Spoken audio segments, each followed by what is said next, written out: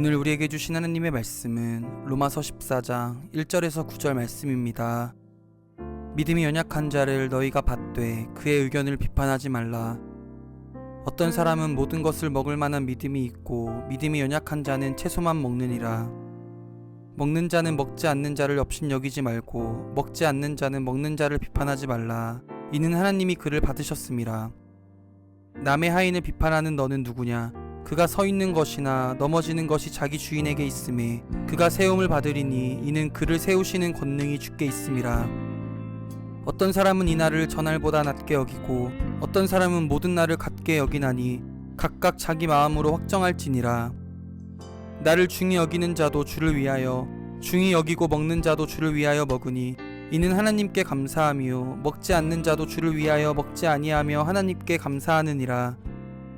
우리 중에 누구든지 자기를 위하여 사는 자가 없고 자기를 위하여 죽는 자도 없도다. 우리가 살아도 주를 위하여 살고 죽어도 주를 위하여 죽나니 그러므로 사나 죽으나 우리가 주의 것이로다. 이를 위하여 그리스도께서 죽었다가 다시 살아나셨으니 곧 죽은 자와 산 자의 주가 되려 하심이라. 오늘 이 말씀에 많은 은혜 받으시기 바랍니다. 복음의 사람이 복음의 공동체에 속해야 하고 또 이 복음의 공동체를 수많은 성도들, 특별히 먼저 은혜를 체험하고 은혜를 옷 입고 결단한 성도들이 복음의 공동체를 아름다운 건물을 짓는 것처럼 잘 지어가야 되는 이유는 아름다운 공동체, 아름다운 복음의 공동체와 함께 걸어갈 때 그 인생 가운데 하나님이 주신 선물이 있기 때문입니다. 하늘의 복이 그 인생 가운데 주어지기 때문입니다. 그래서 저는 오늘 설교의 제목을 하나님께서는 우리를 공동체 안으로 보내셨습니다. 이렇게 정해보았습니다. 여러분, 성경기 믿음의 공동체를 형성하는 여러분 한 분 한 분이 공동체 안으로 보내진 존재라는 것을 이 시간 아주 분명하게 좀 생각하시고 또 깨달으시고 마음에 새기시면 좋겠습니다. 우리가 언제 안으로라는 말을 쓰나요? 안으로라는 말을 쓸 때 이 안이라는 우리의 한글 용어를 설명해 주기 위해서는 밖으로라는 말도 기억하셔야 합니다. 무엇인가 안으로라는 뜻이 있고 밖으로라는 뜻이 있습니다. 밖이라는 것은 어떤 뜻이 있는가 하면 어떤 선이나 경계를 넘어선 쪽이라는 의미가 있습니다. 밖에 있다는 것은 무엇을 의미하면 제가 경계를 넘어서는 것입니다. 경계를 벗어나는 것입니다. 제가 경계를 벗어나면 카메라에 지금 빈 공간이 잡히게 될 것입니다. 그것은 제가 카메라 안이 아니라 밖에 있기 때문입니다. 이 안과 밖은 매우 중요한 것입니다. 안과 밖의 선이나 경계를 우리는 뭐라고 부르냐면 경계를 특징 짓는 울타리 혹은 담이라고 부를 수 있습니다. 바울이 유대인으로서 율법의 사람으로서 율법의 시대를 살아갈 때 느꼈던 감정이 그런 것 같았습니다. 바울의 시대에는 이 담을 중심으로 율법 안에 들어온 사람은 율법의 사람, 즉 유대인으로, 담을 넘어가면 이방인으로 완전히 구분되어 있었습니다. 에베소가 고백하는 것처럼 바울은 그리스도의 역할을 그 담을 허무사 유대인과 이방인을 하나 되게 하신 것으로 담을 허무시는 그리스도로 형성한 것을 여러분이 보실 수 있습니다. 담을 허무는 역할을 했던 바울도 복음의 사람이 서 있어야 할 곳은 반드시 공동체 안이라고 규정합니다. 7절과 8절은 어떤 고백이 있나요? 교회 공동체 안에 들어온 우리 가운데 자기를 위하여 사는 사람은 없습니다. 자기를 위하여 죽는 사람도 없습니다. 우리는 살아도 주님을 위해서 살고 죽어도 주님을 위해서 살아갑니다.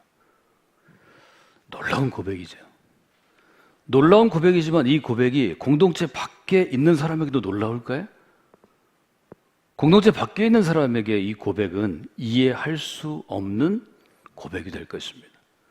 어떻게 인간은 자기 좋으라고 살고 내 행복을 위해 살고 뭐 내가 원하는 것, 가족이 됐든 내 성취가 됐든 내 취미가 됐든 뭘 이루기 위해서 사는 것인데 바울은 분명하게 얘기합니다. 우리는 살아도 주를 위해 사는 것입니다. 우리는 죽어도 주를 위해 사는 것입니다. 우리가 살아있으나 죽어있으나 우리는 주님의 소유이기 때문입니다. 공동체 안에 있지 아니하면 이 고백은 도무지 이해할 수 없는 소리입니다. 울리는 꽹과리와 같은 것입니다. 여러분이 믿음의 공동체 안에 들어와서 내가 복음의 공동체 안으로 부름받았다고 고백할 때 그 순간 눈이 열려 이 고백을 받아들일 수 있습니다. 그 눈이 열리지 않으면 지금 함께 예배하고 있어도 교회 가운데 같이 있어도 이 고백을 여러분이 절대로 받아들일 수 없습니다. 종교로서의 기독교는 그 마음의 눈을 열 수 없습니다. 살아계신 그리스도의 복음, 우리가 진리라고 고백하는 생명의 진리에 부닥칠 때 이것이 나에게 받아들여집니다. 여러분 이 고백을 쉽게 받아들일 수 있나요? 쉽게 받아들이기 어려운 것입니다. 그럼에도 불구하고 성경은 이 고백을 받아들이지 않으면, 공동체 안에 있지 않으면 복음의 사람으로 살 수 없다고 도전하는 것입니다. 저는 개인 행복을 위해 살아가는 여러분 모두가, 또 지금 동시대 이 시대의 모든 사람들이 성관계 믿음의 공동체 안으로 걸어 들어왔을 때 공동체 밖에서는 절대로 말할 수 없고 받아들일 수 없고 깨달을 수 없는 이 분명한 진리 앞에 도전받는 분들이 되시기를 원합니다. 여러분은 복음의 공동체 안에 속해 있습니까? 그럼 어떻게 내가 믿음의 공동체 안에 있는지를 알 수 있나요? 바울의 표현처럼 스스로 확증할 수 있나요? 확인하고 증명할 수 있나요? 나는 누구를 위해 살아갑니까? 바울은 지금 그렇게 묻죠. 나 자신을 위해 살아갑니까? 아니면 그리스도를 위해 살아갑니까? 여러분이 공동체 안으로 부르심을 받았다면 100% 그렇게 살지는 못하지만 1%, 10%, 15% 그렇게 살아가더라도 그리스도를 위해서 나는 살아야 되겠다. 이렇게 고백하고 이렇게 살아가려는 애씀과 노력과 수고와 흔적이 있는 삶을 산다는 것입니다. 그럼 왜 하나님 공동체 안으로 우리를 부르셨을까요? 첫 번째 이유를 이렇게 말씀드렸습니다. 홀로 걷는 사람은, 즉 혼자 힘으로, 혼자 뜻으로, 혼자 계획으로 걷는 사람은 멀리 갈 수 없습니다. 많은 사람들이 내 인생은 나 혼자의 힘으로 살아왔다고 이야기하는 것 같습니다. 정말 그럴까요? 바울 사도는 아니라고 얘기합니다. 디모데를 향해서 분명히 얘기합니다. 너의 된 것은 수많은 사람들의 눈물과 기도와 헌신 위에 된 것이다. 그 은혜를 잊어서는 안 된다. 잠언은 우리에게 도전합니다. 지혜로운 사람과 같이 걸어가면 지혜를 얻게 됩니다. 어리석은 사람과 같이 가면 반드시 해를 당합니다. 해는 여기서 뭘 얘기하나요? 나쁜 일을 당한다는 것입니다. 고통당한다는 것입니다. 대가를 치른다는 것입니다. 여러분, 혼자 성공하는 사람은 없습니다. 혼자 성공하는 사람이 없다는 것을 내가 진짜 아주 뼛속까지 속으로 깨닫고 고백할 때, 그때 비로소 사실은 철든 인생을 살아갈 수 있습니다. 성숙한 인생을 살아갈 수 있습니다. 성경은 이 점을 아주 분명히 합니다. 특별히 성경은 부모의 도움이라든지 무슨 직장 선배의 도움이라든지 사람의 도움이 아니라 하나님의 도우시는 은혜를 깨닫는 인간으로 살아가라고 도전합니다. 혼자 힘으로 성공하는 사람은 없습니다. 이것을 인정해야 사실은 좋은 쓰임받는 인생이 되고 좋은 리더가 될 수 있습니다. 모든 기업들은 혹은 국가들은, 조직들은 사실은 좋은 리더를 선택해서 바른 자리에 앉히기를 원합니다. 사람이 살아가는데 능력은 중요한 요소입니다. 능력 없이는 살 수 없는 것이 현대사회이고 대한민국도 그런 사회가 되었습니다. 이것은 교회도 학교도 기업도 가정도 마찬가지입니다. 그러나 능력보다 혹은 능력만큼 중요한 여러 가지가 있습니다. 저는 바울 사도가 그의 제자들과 또 주님을 본받아 보여줬던 네 가지를 크리스천 리더십, 그리스도인으로서 우리가 리더가 될 때 갖춰야 될 네 가지로 여러분과 계속해서 정의했고 강조하고 있습니다. 리더에게 요구되는 기본적인 것은 그 일을 감당할 수 있는 능력입니다. C로 시작하는 단어이기 때문에 제가 confidence라는 단어를 썼습니다. 능력을 의미하는 것입니다. 그러나 인간의 능력은 그 능력을 최대한 발휘할 수 있는 그릇에 담겨져야 합니다.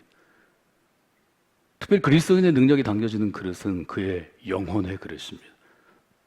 C로 시작하는 단어 중에는 캐릭터라는 단어가 있습니다. 우리는 흔히 인격으로 그렇게 얘기하지만 이것은 우리에게 적용된다면 복음의 산업에게는 영혼의 그릇입니다. 인격의 그릇과 영혼의 그릇은 본인이 부단히 노력하고 하나님의 강권적인 역사심과 같은 성령의 역사가 없이는 그릇이 잘 늘어나지 않습니다. 그릇의 사이즈가 커지지 않습니다. 여러분 신앙생활 하시면서 여러분의 인격의 그릇, 마음의 그릇, 생각의 그릇, 영혼의 그릇이 하나님이 빚어주셔서 커져야 합니다. 창세기 있는 것처럼 흙으로 사람을 빚으사 이때 흙도 사람도 하나님께서 그의 마음과 생각의 그릇을 빚으셨다. 이렇게 의역해도 될 만큼의 뜻을 가지고 있습니다.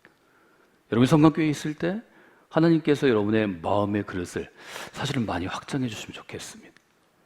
더 견고하게 만드시면 좋겠습니다. 여러분의 영혼의 그릇을 넓혀주시면 좋겠습니다. 우리는 얼마나 좁은 그릇을 가지고 그 그릇 때문에 불편하고 다투고 싸워야 되나요? 그 캐릭터가 있을 때 그에게는 케미스트리라는 보이지 않는 능력이 주어집니다. 특별히 이것은 여러 사람을 데리고 일하는 조그만 팀의 리더든 수백 명, 수천 명, 수만 명을 데리고 일하는 리더든 팀 빌딩하는 능력이라고 말씀드렸습니다. 서로 하나가 되는 것이고 소위 요즘에 얘기하는 원팀을 이루는 것입니다. 이 모든 것보다 중요한 것은 바울이 그리스도를 통해 깨달은 것입니다. 그것은 십자가의 헌신, 십자가의 사랑입니다. 커미트먼트입니다. 아주 분명하게 성경은 우리에게 도전합니다. 너 혼자만 잘 살겠다고 혼자 빠르게 달려가는 사람은 절대로 멀리 갈 수 없는 것입니다. 그래서 하나님은 우리에게 혼자 뛰어가게 놔두시지 않고 부족하고 연약한 사람들이 많은 곳이지만 복음의 공동체, 교회의 공동체를 허락해 주신 것입니다. 하나님의 손에 붙잡혀서 바울이 고백한 것처럼 세상을 향하여 십자가의 날을 못 받고 하나님께 쓰임받는 그릇으로 다시 재탄생하는 그러한 귀한 역사가 여러분 성강교회 동행하는 가운데 있기를 원합니다.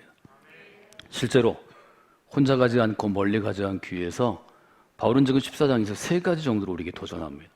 이 세 가지 단어는 여러분들이 기억하시면 좋겠습니다. 첫째는 받아들임입니다. 혼자 걸어가는 길이 아니라 더불어 함께 공동체 안에서 걸어가는 길은 받아들임의 능력이 중요합니다. 둘째는 존중함입니다. 이것은 그리스도께서 제자들에게 옥합을 깨뜨린 여인에게 혹은 우물가의 여인에게 보여주셨는데요. 이 존중함이 중요합니다. 세 번째는 넓은 마음으로입니다. 아마 바울은 굉장히 성격이 급하고 경쟁심이 강하고 내가 일한 만큼 보상을 받아야 하고 딴 사람들이 놀면 안 되고 늘 그의 그 마음이 그의 사역의 걸림돌이 되었습니다. 그래서 바울은 넓은 마음 혹은 너그러운 마음을 강조합니다. 받아들임, 존중함, 넓은 마음 이 세 가지를 가지고 공동체 안에서 여러분이 여러분 자신의 신앙의 그릇과 인생의 그릇을 넓혀 가시면 여러분이 기대하신 것보다 정말 많은 것들을 교회 공동체 안에서 경험하실 수 있습니다. 또 변화할 수 있고 완성해 갈 수 있습니다. 성원교회에서 그런 귀한 경험들을 하신 여러분이 되시기를 주님의 이름으로 축원해 드립니다.